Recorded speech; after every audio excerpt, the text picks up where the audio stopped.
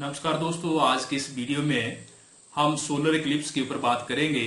आप सभी लोग आजकल ये सुनते होंगे, टीवी चैनल्स के ऊपर पढ़ते होंगे न्यूज़पेपर में कि कल 21 जून 2020 को भारत के कुछ हिस्सों में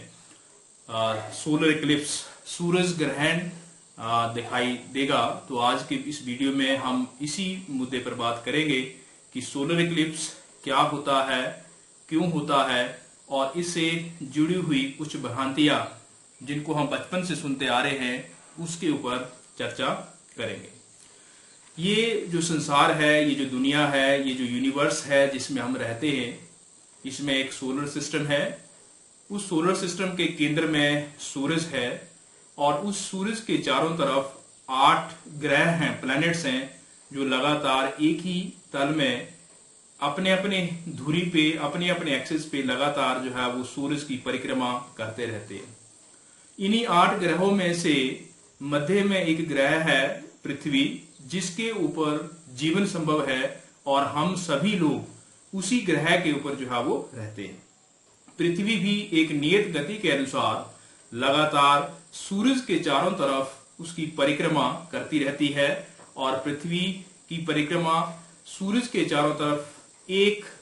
वर्ष के उपरांत एक चक्कर जो है पूरा करती है, एक परिक्रमा जो है वो पूरी करती है, जिससे दिन और रात बनते हैं। उसी तरह से पृथ्वी के चारों तरफ भी एक प्राकृतिक उपग्रह है, नेचुरल सैटेलाइट है, चंद्रमा, मून, वो पृथ्वी की परिक्रमा करता है। मगर इन दोनों के परिक्रमा का जो तल है, जो प्लेन है, वो अलग है। पृथ्वी एक्सिस के ऊपर 23 डिग्री, 23.5 डिग्री जो है वो इंक्लाइंड है और उसी तरह से चंद्रमा भी एक्सिस के ऊपर, अपने एक्सिस के ऊपर 5 डिग्री पर इंक्लाइंड है और इन दोनों का परिक्रमा का तल अलग अलग है। मगर वर्ष में कभी कभी ऐसा होता है कि पृथ्वी और चंद्रमा परिक्रमा करते हुए सूरज, पृथ्वी और चंद्रमा तीनों ही एक सीधी रेखा में आ जाते हैं। ये घटना साल में 2 बार, 3 बार या उससे ज्यादा बार हो सकती है, मगर सामान्य तौर पर 1 या 2 बार ऐसा होता है। और पिछला सूरज ग्रहण जो है दिसंबर 2019 में हुआ था और 6 महीने के अंतराल में ये दूसरी बार ऐसी घटना हो रही है कि सूरज, चंद्रमा और पृथ्वी एक ही तल में, एक ही लाइन में आ जाएंगे, जिससे सूर्य से आने वाले प्रकाश को चंद्रमा बीच में रोक लेगा और चंद्रमा की छाया जो है वो पृथ्वी के ऊपर पड़ेगी। इसलिए पृथ्वी पर दिन में ही कुछ अंधेरा छा जाएगा या कुछ क्षणों के लिए धुंधलापन आ जाएगा और ये जो परिघटना है, ये जो परिदृश्य है, इसको हम विज्ञान में सोलर इक्लिप्स या सूरज ग्रहण जो है वो कहते हैं। ये जो सूरज ग्रहण है ये 3 तरह का होता है और ये सूरज ग्रहण इस बात पर निर्भर करता है कि जो चंद्रमा है वो सूरज को किस हद तक ढक पा रहा है। सूरज ग्रहण 3 तरह का, एक पूर्ण सूरज ग्रहण, टोटल सोलर इक्लिप्स, दूसरा आंशिक पूर्ण ग्रहण और तीसरा जो है वो एनुलर सोलर इक्लिप्स। अभी जो भारत में ये घटना दिखाई देगी, इसको हम एनुलर सोलर इक्लिप्स कहते हैं। इसमें जो चंद्रमा है वो सूरज को जब ढकने की कोशिश करेगा, उसके आगे आएगा, तो चंद्रमा के चारों तरफ जो सूरज का कोरोना है, एक पतली सी एनुलर रिंग टाइप में जो है वो प्रकाश निकलता हुआ जो है वो दिखाई देगा। इस तरह की घटना भारत में कल सुबह 9 बजे से लेकर के 2 बजे के बीच में देखी जाएगी। ये अलग अलग स्थानों पर अलग अलग समय में देखी जाएगी। सूरज ग्रहण राजस्थान से सुबह 9 बजे शुरू होगा और राजस्थान, उत्तराखंड से होते हुए रात को 2 बजे, दिन में 2 बजे के आसपास जो है वो भारत की सीमा रेखा से बाहर जो है वो हो जाएगा। ये एक खगोलीय घटना है जो प्राकृतिक कारणों से धरती, चंद्रमा के मोशन की वजह से, गति की वजह से होती है और कई वर्षों से ये हो रही है, ऐसा हमें लगता है। यदि हम भारत के पौराणिक वैदिक ग्रंथों को देखें तो उनमें भी आप इस तरह की सूरज ग्रहण की घटनाओं का वर्णन पाएंगे, चाहे वो महाभारत हो,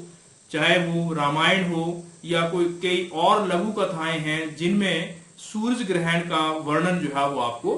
मिलेगा। यदि आप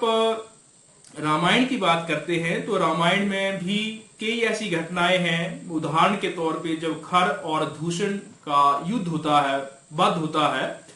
उसमें ये वर्णन है कि दिन के समय ही अंधेरा छा गया और इस तरह की परिस्थितियों का वर्णन किया गया है जिसे हम आज सोलर इक्लिप्स या सूर्य ग्रहण जो है वो कहते हैं। उसी तरह से महाभारत की बात करें तो जब जरासंध का वध होता है उसमें दिन के समय में ही रात की परिस्थिति पैदा हो जाती है और वो भी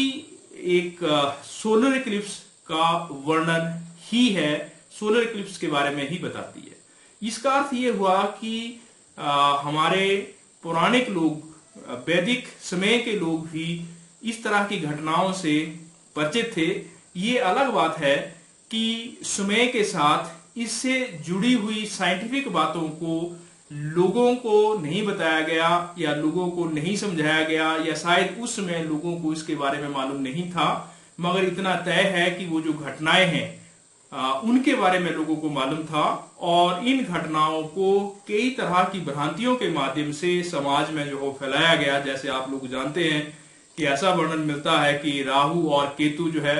उनका सूरज और चंद्रमा के साथ अनबन है, और जब कभी राहु और केतु जो है सूरज को पकड़ लेते हैं तो इस तरह की परिस्थितियां पैदा होती है कि दिन में ही अंधेरा छा जाता है और इसको, इस घड़ी को, इस समय को अशुभ माना जाता है। आज भी आप बहुत के तरह के टीवी चैनल्स को, यूट्यूब चैनल्स को देखेंगे तो आपको ये मिलेगा, उस पर लिखा होगा कि दुनिया खत्म होने वाली है, सूरज ग्रहण से बहुत बड़ी विपत्ति आ जाएगी, युद्ध होने वाला है, राजनीतिक उथल पुथल होने वाली है। इस तरह की जो भी व्याख्याएं हैं उन व्याख्याओं का विज्ञान में कोई भी स्थान नहीं है। विज्ञान जो है इन व्याख्याओं का समर्थन नहीं करता है। मगर जो एस्ट्रोलॉजी है उसमें यदि हम साइंटिफिक तौर पे एनालिसिस करें तो एस्ट्रोलॉजी में सिंपली जो हमारे 12 राशियां होती हैं, उन 12 राशियों को सूरज के चारों तरफ का जो स्पेस है, जो अर्थ है, वो सूरज के चारों तरफ इलिप्स में घूमती है और उस इलिप्स का जो एरिया है, इलिप्टिकल एरिया जो है, उसको 12 इक्वल पार्ट्स में डिवाइड किया हुआ है। तो इसका मतलब ये कि जब भी अर्थ जो है वो सन के चारों तरफ घूमेगा और जो मून है वो अर्थ के चारों तरफ घूमेगा, तो साल के किसी समय में वो मून और अर्थ जो है वो उस राशि के हिस्से में या उस राशि के इंटरवल में रहेंगे। तो ये कहा जाता है कि ये राशि है, इस राशि पर चंद्रमा का या सूरज का प्रभाव है। इसका मतलब ये हुआ कि वो उस टाइम की रोटेशन का समय है जब वो वहां पे है। ये बात सही है कि यदि आप इनकी व्याख्या करें या देखें तो पौराणिक काल से ही कि सूरज ग्रहण कब होगा, किस समय होगा, कहां पर होगा, इस तरह का वर्णन मिलता है और वो काफी हद तक वैज्ञानिक तौर पर भी सही मिलता है। मगर जो इससे जुड़ी हुई भ्रांतियां समाज में फैली हुई हैं, वो भ्रांतियां जो है वो निराधार हैं, उनका वैज्ञानिक तौर पे कोई भी आधार नहीं है। तो साधारण शब्दों में कहें हम तो सूरज ग्रहण जो है एक साधारण खगोलीय घटना है जो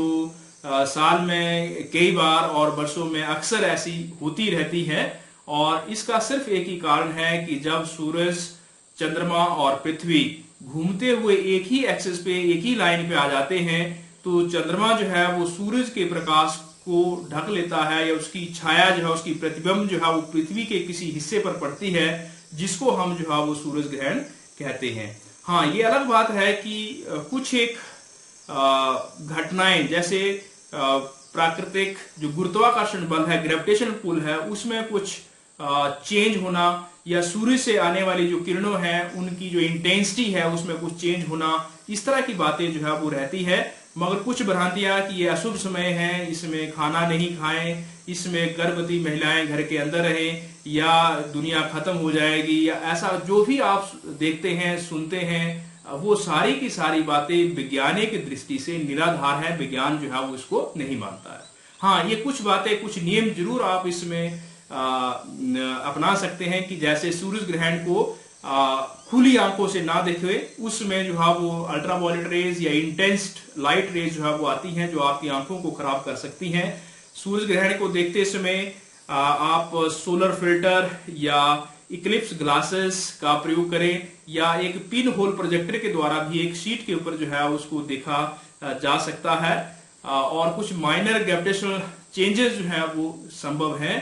इसके अलावा जो भी भ्रांतियां, जो भी इस तरह से चीजें जो है वो आप देख रहे होंगे, सुन रहे होंगे, वो वैज्ञानिक दृष्टि से निराधार है। ये एक प्राकृतिक घटना है जो कुछ समय के बाद होती रहती है। हमें इसका जो है वो एंजॉय करना चाहिए, इसको देखना चाहिए, इसको समझना चाहिए, मगर इसमें जो अंधविश्वास है, इसमें जो चीजें साइंटिफिक नहीं हैं, उन चीजों को प्रमोट नहीं करना चाहिए। तो मेरी आशा है कि आप आने वाला सोलर इक्लिप्स जो कि कल 21 जून 2020 को सुबह 9 बजे से 3 बजे तक जो है वो भारत के कई हिस्सों में दिखाई देगा, आप उसको देखेंगे, एंजॉय करेंगे और इससे जुड़ी हुई भ्रांतियों को नहीं अपनाएंगे, बाकी लोगों को भी इसके पीछे छुपे विज्ञान को बताएंगे। तो ये यदि वीडियो मेरी आपको अच्छी लगती है तो प्लीज इसको लाइक करें, शेयर करें और मेरा चैनल जो कि डॉक्टर यशपाल के नाम से है उसको सब्सक्राइब करें। Thank you.